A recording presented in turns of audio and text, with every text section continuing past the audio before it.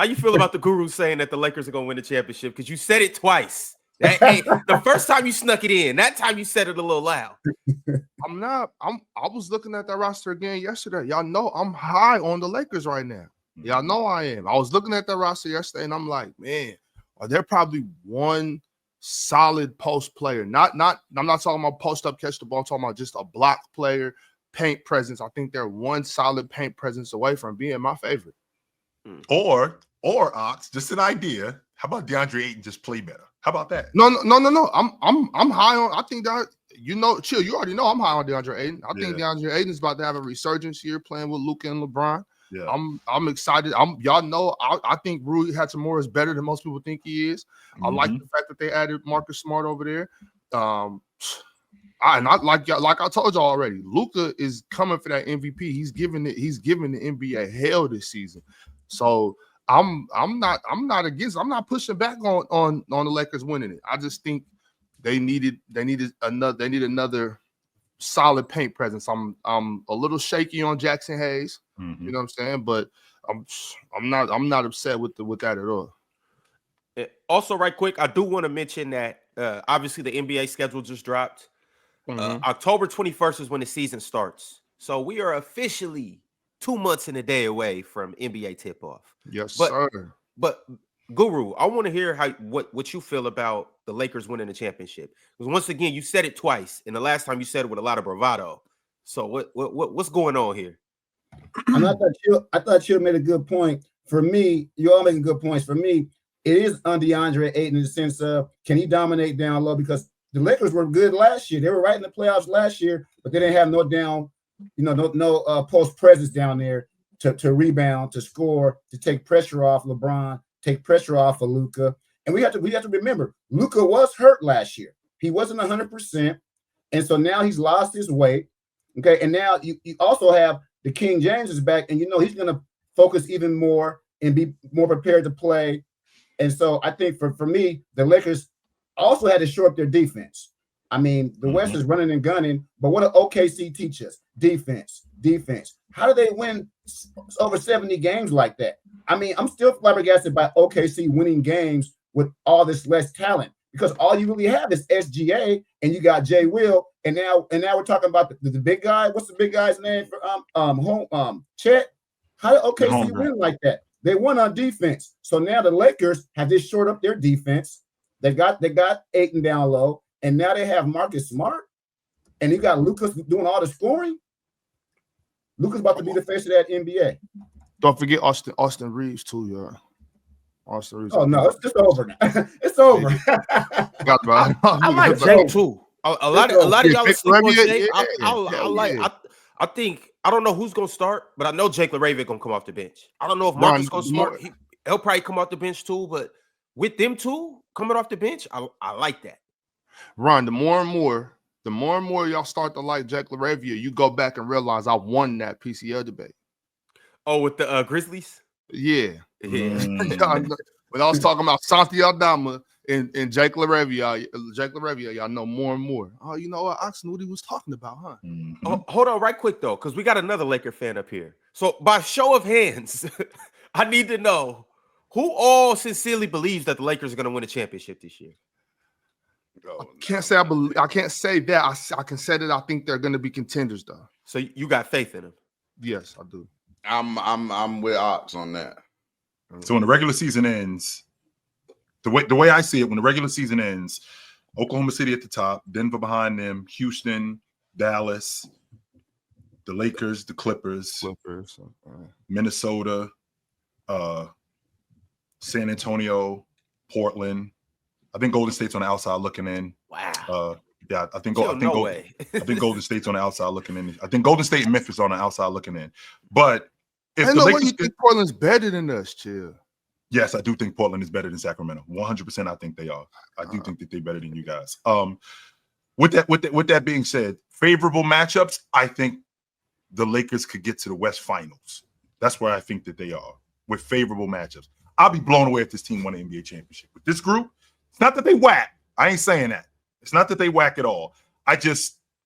Okay, you filled up you filled up your 5 spot. You're not winning with James at the 5. That's why you ended up getting roasted like you did in Minnesota last year. So now you fill up that space, no problem whatsoever. Austin Reaves has shown that you could take him out of a series, especially with an athletic 2 guard. Put pressure on him on defense, keep the basketball away from him. You can completely take him out of a series, which is what the Minnesota Timberwolves did. Now, he can't learn and grow and get better from that experience. I think he can. I 100% think he can, but I also think that the guys that his counterparts, they can also grow and get better. So like Lou Dort can grow and get better, and Anthony Edwards can grow and get better. Jabari Smith and Tari Eason, guys like that who are going to be dealing with him, not necessarily on the offensive end in terms of bucket getters, but taking him away from the Lakers offense, because the Lakers are going to depend on him a lot. They're going to depend on him a lot more than we give the Lakers credit for. They're going to depend on him a lot. So with that being said, I like the fact that Vando is now working on his game and not rehabbing an injury. I love that part about y'all, right? Mm-hmm. And I love the fact that Marcus Smart, now you have another point of attack defender. So you got your wing defenders and your point of attack defender. You got that in the fold. The question is one, can James hold up? I mean, because we can't keep thinking that, this dude going to keep doing this. He's 40. But that's where I was going. But that's where I was going next, because now that LeBron James has more help, okay, now he can play his point forward position like that he does and get them assists and get his rebounds, get everybody involved. And the Lakers are shooting lights out right now. They have better defenders. So I think by the end of the season, LeBron James will have more energy. He'll have more, bravado to make bigger plays for his team. You said he will have to play defense for 2 people, for him and Luka. He's not gonna have to, Ron. Luka playing defense this year. I guarantee. Real talk. I guarantee it. I think he'll show some more effort this year. My only concerns about the Lakers are I do think we're probably a trade deadline away from being actual contenders. I do think we need another big. Like we have one serviceable now. We'll see how Jackson Hayes looks throughout the entirety of the season come trade deadline.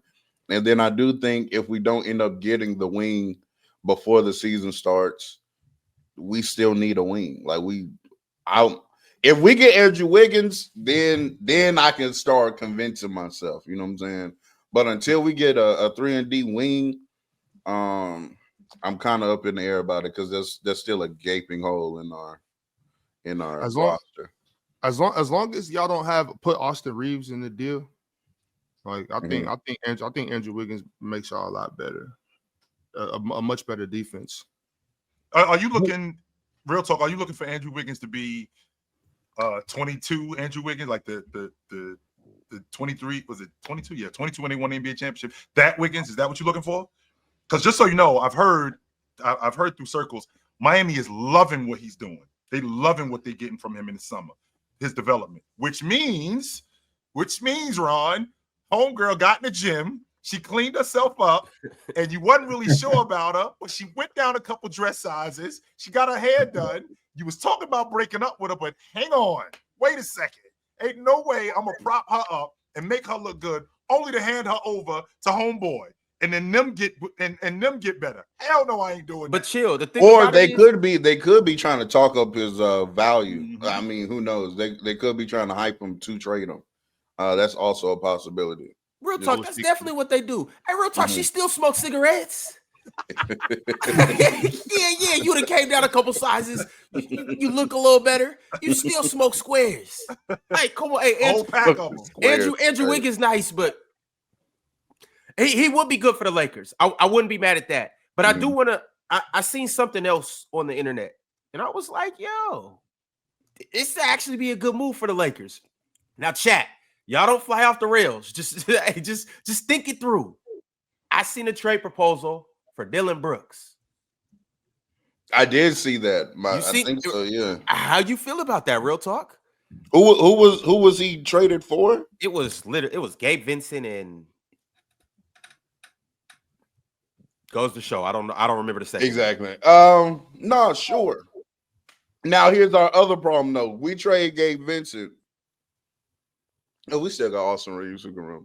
Gabe giving y'all Dylan Brooks for no. Gabe Vincent to go. They doing that. Yeah, it was Gabe and Maxi Kleber. Yeah, that was the deal. Oh yeah, Maxi Kleber.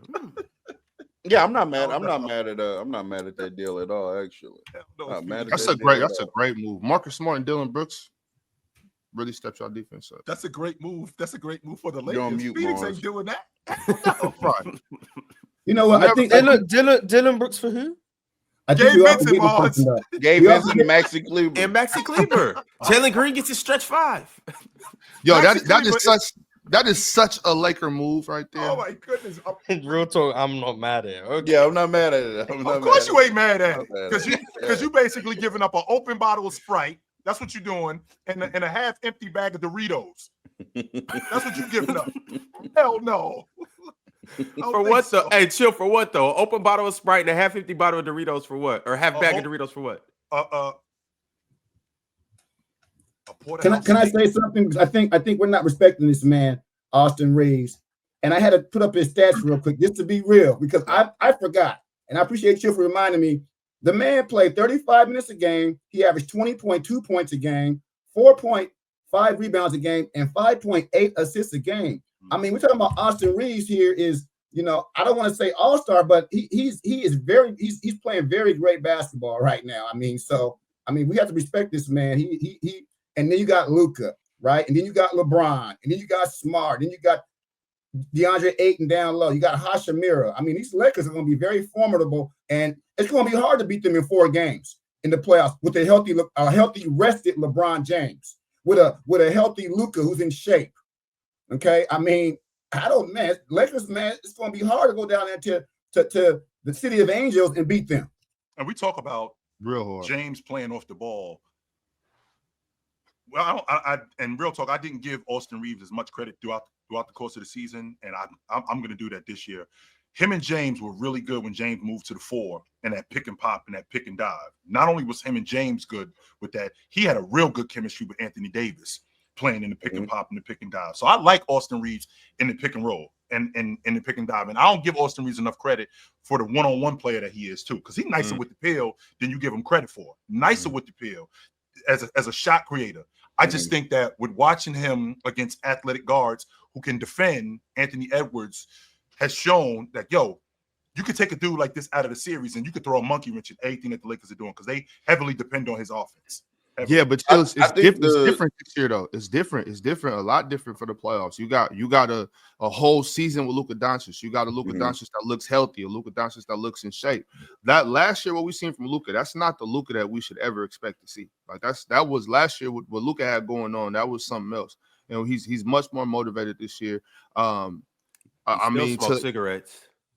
That's all right, bro. He really drink yak too, Ron. Yes, he do. You can catch him with a glass of scotch. Ain't nothing wrong with a little glass of. You can catch him with a glass of scotch in his hand too. Let's keep that being. But think about the fact that LeBron James is going to be able to have something in the tank. Because you remember from back in what was that 23 from when they got swept from Denver in the was that 23, right? Yeah. From then we 23 and 24.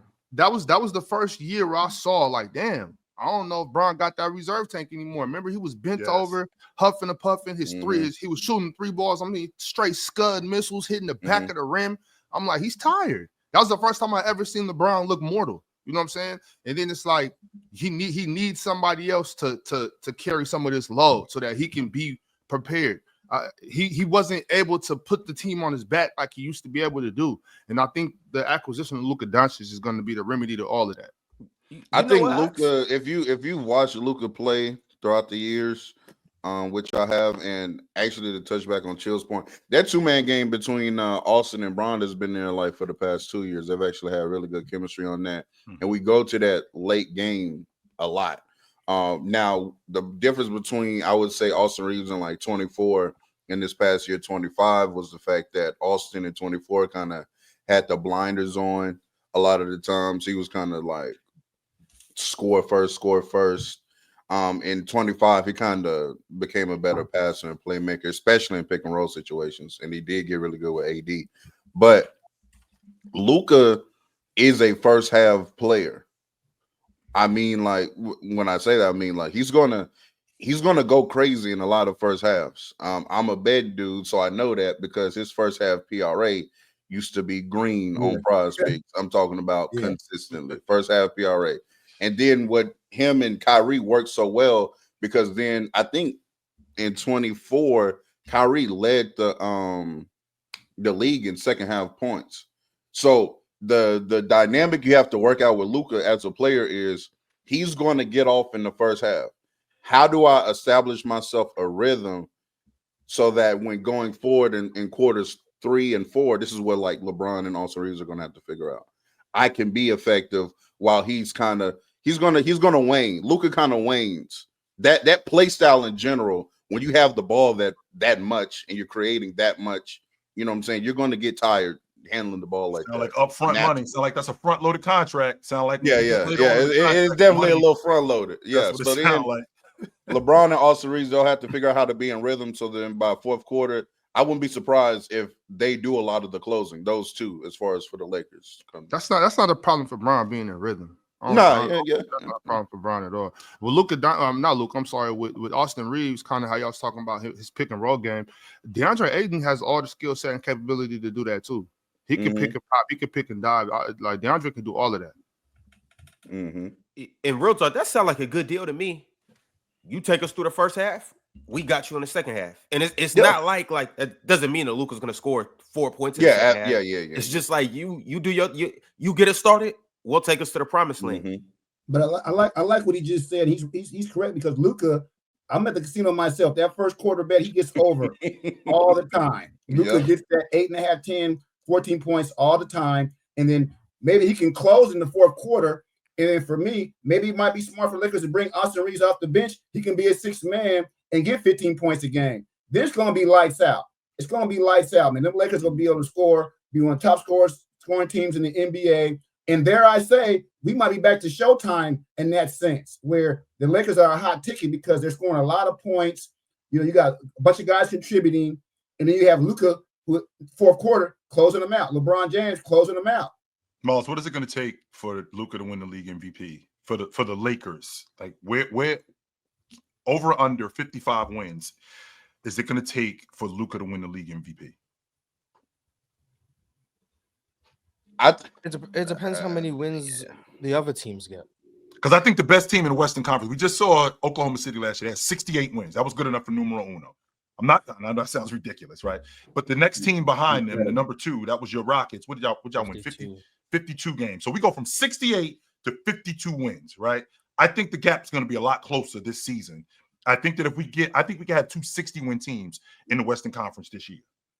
Who would they be? That's Denver and OKC? Yes, I do. Denver, OKC, I can see that. Why are people so high on Denver? Because they filled every gap that they had, they filled it. That's why I'm big on Denver. I'm high on everybody in the West. What were the gaps? Like, what were the? Okay, so real talk. Denver got 100%. They got better. 100%. Bruce Brown, Little Tim Hardaway, J Val, who's the best backup center in the NBA. Rotation. They got Bruce Brown back. Energy. And then they got rid of that Terry. I'm going to put this on record before the season starts. I would not be surprised at all if Russell Westbrook last year ends up being better than Bruce Brown will be this upcoming season. I actually might might bet somebody on that. But is Bruce Brown hype is crazy. Is he better than Bruce? Is he better than Bruce, Tim, J Val, and Cam Johnson? He's not better than all of them. Well, that's what I'm saying. That's what they do. Denver's a contender, and Jamal Murray is an all-star. We're forgetting about. I mean, and then Joker. Of course, we know how good Joker is, the MVP of the league a couple of times. Denver's legit. Denver's. Well, he's not. He hasn't been an all-star. He's an all-star caliber player. He's not. He's never been an all-star. I think that's where we are. But Mars, I want to stay right with you. What is it going to take for Luka to win the league MVP? Where are the Lakers? If they're third in the West and they won 57 games, is that enough? Depending on who the 2 and 1 are. If Denver's the 2 seeds, they might find a way to give it to Jokic. It depends. Like I can't project that without knowing. Yeah. I can't know what other people are doing around the league. But I think I agree with Ox that Luka gonna do some crazy stuff this year. So But I've said that I think every preseason that Luke is my MVP pick, and I'm yet to be right. And I'm gonna say it this year. My MVP pick is Giannis, though. So I got Giannis 1, Luka 2. But well, now Luka's gonna win it. Now that you, so maybe it's a reverse psychology. We've been projecting Luka to win the league MVP. How many years now? Just I think last year was the third year in a row. Since his third year in the league, he's been projected to be the MVP. I think last year was the third year in a row that he was projected to win it. So last year I was going back and forth between him and JT, but then the year before that I had Luka for sure. This year I got Luka for sure. I'm curious to know, is Jonas Valanciunas not the best backup center in the NBA? Because I got a lot of pushback on that in the chat. I thought I don't think he's better than Steven Adams. That's what I was about to go. I think Steven Adams. I don't think he's better than Steven Adams. Oh yeah, he's better than Steve. Who else did y'all say? He's better than Steve? Yeah, but who's the other name you said? Brook Lopez. Oh, come on, bro. yeah, JVL's the best backup center in the NBA for sure. He's not better than Brook. He's better than Brook and Steve. Y'all know that. Stop it. And, but look, even if that's the conversation we're having, he's a top 3 backup center in the NBA. Then. Okay, sure. My bad, Joe. Yeah. He's amongst the better ones. Sure. Yeah. I'm not as high. I haven't been high on Jonas Valanciunas. Every time Ox has praised Jonas Valanciunas. Maul's issue with Valanciunas is that he a cone. He can't cover nobody. He can glass clean with the best of them. I'm not moved by one of the worst defensive bigs in the NBA. And he can knock down a mid-range shot, which I love that about him. He can shoot the basketball. He can stretch the defense. You mean that's not fair? I think that's perfectly fair. You my backup big and you suck on defense. Yeah, I don't like that. He's not the worst. He's not the worst, bro. He's better than Daniel Gafford, Ox? Don't do that. Honestly, out of everybody we just mentioned, Daniel Gafford is the best backup big in the league. All right, bro.